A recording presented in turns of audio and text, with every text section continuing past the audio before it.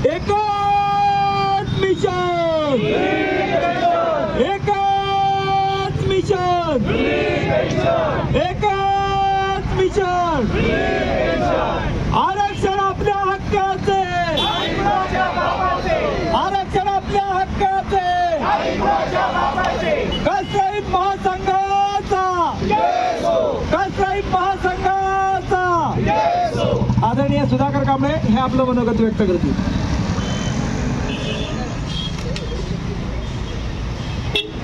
बादल से जब बादल टकराते हैं तो बारिश आती है, रिमझिम रिमझिम, तुम्हारी हमारी पहचान है।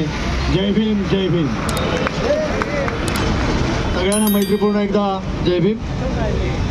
कास्ट्राईट कर्मचारी महासंघाचे आदरणीय नेते कृष्णाजी इंगळे साहेब, त्यांचे सर्व पदाधिकारी यांनी केलेल्या आदेशान्वये आपण आज रत्नागिरी या ठिकाणी हे धरणं आंदोलन करत आहोत। महाराष्ट्राचं आराध्य दैवत छत्रपती शिवाजी महाराज, डॉक्टर बाबासाहेब आंबेडकर, महात्मा ज्योतिबा फुले, राजर्षी शाहू महाराज यांना पंचांग प्रणाम। आपण या ठिकाणी उपस्थित असलेले महासंघाच्या अधिपत्याखालील सर्व संघटनेचे पदाधिकारी यांना धन्यवाद। खरं तर आजच्या या धरणे आंदोलनाच्या निमित्तानं की जे पत्रकार आहेत आणि जे पोलीस यंत्रणा आहे त्या सगळ्यांना मी धन्यवाद देतो की त्यांनी आम्हाला अतिशय चांगल्या पद्धतीचं या ठिकाणी सहकार्य केलेलं आहे।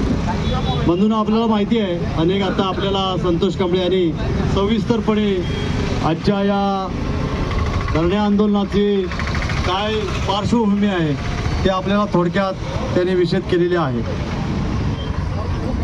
आपण गेल्या या 8-15 दिवसामध्ये 1 तारखेला जे सुप्रीम कोर्टानं निर्णय दिला त्या निर्णयाच्या विरुद्ध शासनाला म्हणजे भारत सरकारला जाग आलेली आहे।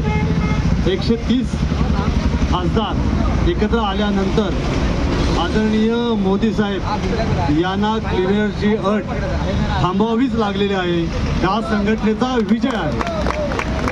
खऱ्या अर्थानं जेव्हा आपण या रस्त्यावरची लढाई जिंकतो तेव्हा शासनाला जाग येते। तशा पद्धतीनं ही आपली लढाई ही कायम सुरू आहे। हजारो वर्ष अन्याय करणारे हे जे लोक आहे आजही थांबत नाहीत। आपण सुशिक्षित झालो, आपल्याकडे काही प्रमाणात आर्थिक सोर्सही उपलब्ध झाला, आपली पर्सनॅलिटी डेव्हलप झाली, आपली घरदारं स्वच्छ झाली। या सगळ्याची जेलसी आजही आपल्याला पाहायला मिळते। याचा हा परिपाक आहे। खरं तर रस्त्यावर उतरण्या एवढं काम हे शासन करू पाहत आहे आणि म्हणून या शासनाचा सगळ्यात पहिल्यांदा मी धिक्कार करतो। जर का आपण जुनी पेन्शन देणार नसाल आणि जुनी पेन्शन जर आम्हाला मिळाली नाही तर आम्हाला पुढे आझाद मैदानावर मुंबई या ठिकाणी सुद्धा आंदोलन करावं लागलं। तर मी एवढंच सांगेन, पेन्शन नाही तर मत नाही, हे लक्षात ठेवा। आणि शासनाला लक्षात ठेवलं पाहिजे की जर का तुम्ही पेन्शन दिलीच नाही तर येत्या विधानसभेच्या मतदानावर निश्चितपणे हे कर्मचारी आपला परिणाम करतील आणि तोही कुटुंबासमवेत करतील। त्यामुळे शासनानं वेळीच जागं व्हावं आणि या जो जुन्या पेन्शनचा जो प्रश्न आहे ते सोडवावा।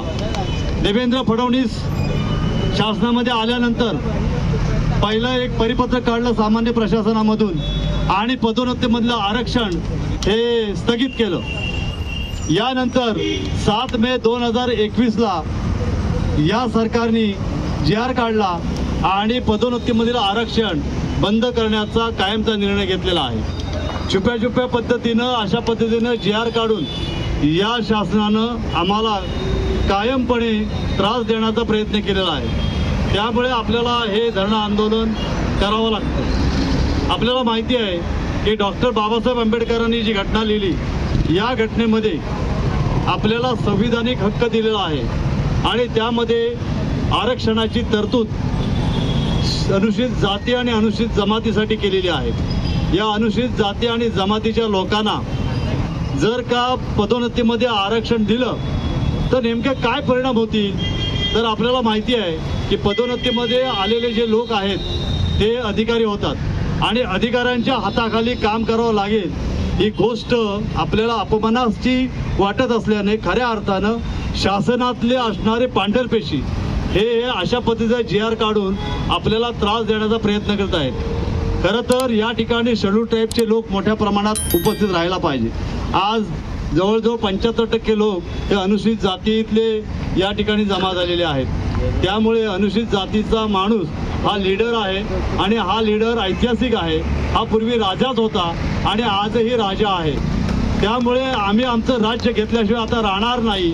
हे आमची राज्य घेण्यासाठीचीच लढाई आहे हे आता शासनानं ठरवून घेतलं पाहिजे। आमच्या ज्या मागण्या शासनापर्यंत त्या आम्ही ह्या निवेदनामार्फत पोहोचवलेल्या आहेत। आपल्याला माहिती आहे जे नवीन कर्मचारी जे आहेत त्यांना DCPS आणि NPS ही योजना लागू केलेली आहे। आमचं असं म्हणणं आहे की ही योजना तात्काळ रद्द करावी आणि जुनी पेन्शन योजना लागू करावी। दुसरं आमची मागणी आहे की या ठिकाणी जे तरुण आहेत, जे सुशिक्षित आहेत, जे ग्रॅज्युएट आहेत त्यांना BLOचं काम द्यावं। कर्मचारी यांना BLOचं काम देऊन शासनाच्या ज्या शासकीय अधिकारी आहेत, कर्मचारी आहेत तर तो कर्मचारी वापरल्यामुळे BLOच्या कामासाठी या ठिकाणी प्रत्येक कार्यालयामध्ये त्याचा परिणाम होत आहे आणि म्हणून BLOच्या कामासाठी या ठिकाणी सुशिक्षित बेरोजगारांना तुम्ही अपॉइंट करावं अशा पद्धतीची आमची मागणी आहे।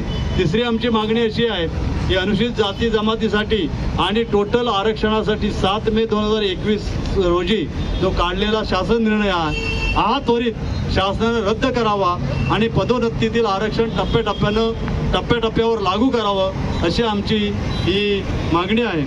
दुसरी गोष्ट अशी आहे की क्रिमिनलची अट विमुक्त भटक्या जमातीसाठी रद्द करणं अत्यंत गरजेचं आहे। दुसरी आमची 5वी मागणी आहे की विद्यार्थ्यांना स्वदेशी आणि परदेशी उच्च शिक्षणासाठी मिळणाऱ्या शिष्यवृत्तीमध्ये तुम्ही सुधारणा करा आणि ही शिष्यवृत्ती आता 8 लाखापर्यंत जाणं अत्यंत गरजेचं आहे। उत्पन्नाच्या 8 लाखाच्या पर्यंत जाणं अत्यंत गरजेचं आहे। दुसरी गोष्ट अशी आहे की आपला हा जो आकृतीबंध आहे जर का रोस्टरप्रमाणे आपली जर भरतीच नाही तर रोस्टरला आकृतीबंध लागू होतो। हा आकृतीबंध तुम्ही तर दुरुस्त करत नाही आणि मात्र भरती आम्ही करत आहोत। जर का तुमच्याकडे बिंदू शिल्लक नाही तर मग तुम्ही ही भरती कुठल्या बिंदूवर करणार आहात। त्यामुळे ह्या बिंदूची जी अडचण आहे म्हणजे शासनानं निर्माण केलेला जो GR आहे त्याला शासन एकतर्फी कात्री लावून या ठिकाणी आपली फसवणूक करत आहे आणि म्हणून आकृतीबंध हा सुधारित आणि योग्य पद्धतीने करणं अत्यंत गरजेचं आहे। आपल्याला माहिती आहे की नगर परिषदेमध्ये जे लेबर आहेत त्यांना 15 ऑगस्टला सुट्टी मिळते। डॉक्टर बाबासाहेब आंबेडकरांनी कामगारांसाठी कायदे केले पण या डॉक्टर बाबासाहेब आंबेडकरांच्या जयंतीनिमित्तानं आणि 6 डिसेंबरच्या दिवशी सुद्धा या नगर परिषदेच्या लेबरांना सुट्टी मिळत नाही। आमची मागणी आहे की या ठिकाणी त्या लेबरांना सुट्टी मिळणं अत्यंत गरजेचं आहे। आपल्याला माहिती आहे बक्षी समिती यांची आव्हान महाराष्ट्र शासनानं स्वीकारलेलं आहे आणि या बक्षी समितीमध्ये लिपिक संवर्गासाठी कोणतीही त्यांच्या वेतन श्रेणीमध्ये सुधारणा केलेली नाही। ही वेतन श्रेणी बक्षी समितीच्या अहवालानुसार सुधारणा करावी म्हणजे जेणेकरून लिपिक संवर्गाचं अतिशय भलं होईल अशा पद्धतीचं कास्ट टाईप कर्मचारी संघटनेची मागणी आहे।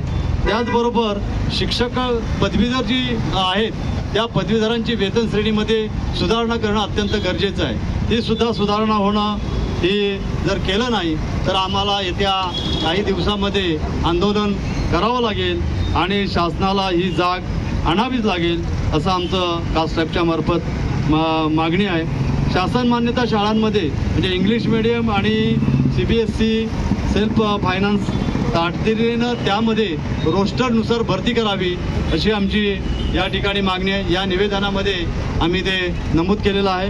आपल्याला माहिती आहे की शिक्षकांकडून अशैक्षणिक कामं केली जातात। आता आपण घोषणा दिली आहेत की अशैक्षणिक जी कामं त्वरित जर बंद केली नाही तर आम्हाला त्या ठिकाणी हे कामकाज आम्ही करणार नाही म्हणून निवेदन देऊन आम्हाला ते काम थांबवावं लागेल आणि हे जर काम थांबलं नाही तर आम्हाला तीव्र आंदोलन करावं लागेल।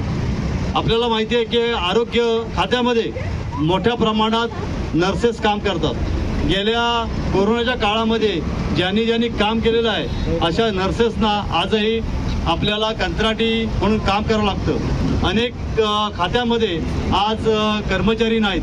रत्नागिरी जिल्ह्यामध्ये जवळजवळ 3000च्या आसपास बॅकलॉग शिल्लक आहेत. अशा असताना सुद्धा कर्मचाऱ्यांवर ताणतणाव येतो आहे. या ताणतणावामुळे त्यांच्या आयुष्यामध्ये बऱ्याचशा प्रमाणात आरोग्य तक्रारी होत आहेत आणि याला सामोरं जावं लागतं. आणि म्हणून कंत्राटी नोकर भरती राज्यामध्ये रद्द करून जे कंत्राटी आहेत त्यांना रोस्टरप्रमाणे बिंदू नामावलीप्रमाणे परमनंट करा, अशा पद्धतीने कास्टसाहेबची मागणी आहे. आपण या ठिकाणी बहुसंख्येने उपस्थित राहिलात त्यामुळे आपल्याला पुन्हा एकदा धन्यवाद देतो. या सगळ्या आरक्षणाच्या मोहिमेबाबत आणि या देशामध्ये चाललेला हा जो काय एक आगडोंब चाललेला आहे त्याच्यावर 21 ऑगस्टला 24 रोजी भारत बंदची हाक दिलेली आहे. जे नोकरीमध्ये नाहीत किंवा अन्य ज्या ठिकाणी आहेत त्यांनी या भारत बंदमध्ये सहभागी व्हावं, अशा पद्धतीने मी आपल्याला आवाहन करतो. बरेचसे वक्ते बोललेले आहेत. यानंतर आपण हे निवेदन माननीय जिल्हाधिकारी यांना देणार आहोत. आमच्या ह्या ज्या मागण्या आहेत त्या शासनानं मान्य कराव्यात. या जर मागण्या जर मान्य झाल्या नाहीत तर पुढच्या आंदोलनाची दिशा आपण लवकरच ठरवू. या आजच्या आंदोलनामध्ये अनेक संघटनांनी सहभाग घेतलेला आहे. त्यामध्ये प्रामुख्याने माध्यमिक शिक्षक संघटना, प्राथमिक शिक्षक संघटना, नगर परिषद, कोकण कृषी विद्यापीठ दापोली, त्यानंतर मत्स्य महाविद्यालय शिरगाव, पाटबंधारे विभाग, त्यानंतर स्टेट गव्हर्नमेंटच्या सगळी जी डिपार्टमेंट्स आहे त्यातले सर्व कर्मचारी या ठिकाणी उपस्थित आहेत. या संघटनेला मी धन्यवाद देतो आणि या ठिकाणी आणखीन काही काळ आपल्याला मार्गदर्शन काही इथले जे कर्मचारी आहेत ते करतील. मी पुन्हा एकदा सगळ्यांचे या ठिकाणी आल्याबद्दल आभार व्यक्त करतो, धन्यवाद देतो. अशाच पद्धतीनं आपल्या हक्कासाठी, न्याय हक्कासाठी जागृत राहा. डॉक्टर बाबासाहेब आंबेडकर म्हणतात की जागृतीचा विस्तव विझवू देऊ नका. आणि दुसरं मगाशी आमच्या महिला भगिनी बोलल्या की बाबासाहेबांनी लिहिलंय की गुलामाला गुलामगिरीची जाणीव करून द्या, मग तो बंड करून उठेल. आज खऱ्या अर्थानं खरोखरच आपण गुलाम आहोत की काय हा प्रश्न पडलेला आहे. आणि खरंच जर आपण जागृत राहिलो नाही तर आपल्याला येत्या काळामध्ये हे सर्व मनुवादी विचारसरणीचे लोक आहेत ते आपल्याला चिरडून टाकतील. आणि म्हणून मनुवादी विचारसरणीला गाडण्यासाठी आणि आपलं प्रशासन आणण्यासाठी आपण सतर्क राहिलं पाहिजे. ज्या पद्धतीनं जर सतर्क राहिलात नाहीत तर येता काळ आपल्याला माफ करणार नाही. आणि डॉक्टर बाबासाहेब आंबेडकरांचे विचार आपल्याला जर पुढे न्यायचे असतील आपल्याला तर कायमस्वरूपी जागृत राहणं गरजेचं आहे. काही जणांना वाटत असेल की हजारोच्या संख्येनं आपल्याला या ठिकाणी येणं गरजेचं होतं, परंतु आज शासनानं ठरवलेल्या ध्वजारोहणच्या कार्यक्रमामुळे शिक्षक मंडळी या ठिकाणी काही अल्प प्रमाणात आलेले आहे. परंतु जे आलेले आहेत ते खरंच त्यांना मी धन्यवाद देतो. आपल्याला माहिती आहे की सर्व कर्मचारी येत नाहीत, मगाशी आमच्या काही भगिनींनी म्हणाल्या, पण तुम्हाला माहिती आहे की आपण आपल्या या देशामध्ये चलन वापरतो. या चलन हे कागदी नोटांचं आहे. जे कागदी नोटा ज्या आहेत ते या ठिकाणी आलेले आहेत आणि तेच खऱ्या अर्थानं आमचं कास्टसाहेबचं चलन आहे. आणि जे या ठिकाणी आलेले नाहीत ते फक्त कागद आहेत, हे आपण विसरता कामा नये. आणि हा कागद चिरडून आपण बाहेर फेकून देतो. तशा पद्धतीनं जे SC ST NT OBCना खरं म्हणजे जाग यायला पाहिजे होती, पण ही जाग आमच्या ह्या कर्तृत्वानं आपल्याला पण येईल अशी मी आशा व्यक्त करतो. इथे थांबतो. जय भीम, जय महाराष्ट्र, जय संविधान.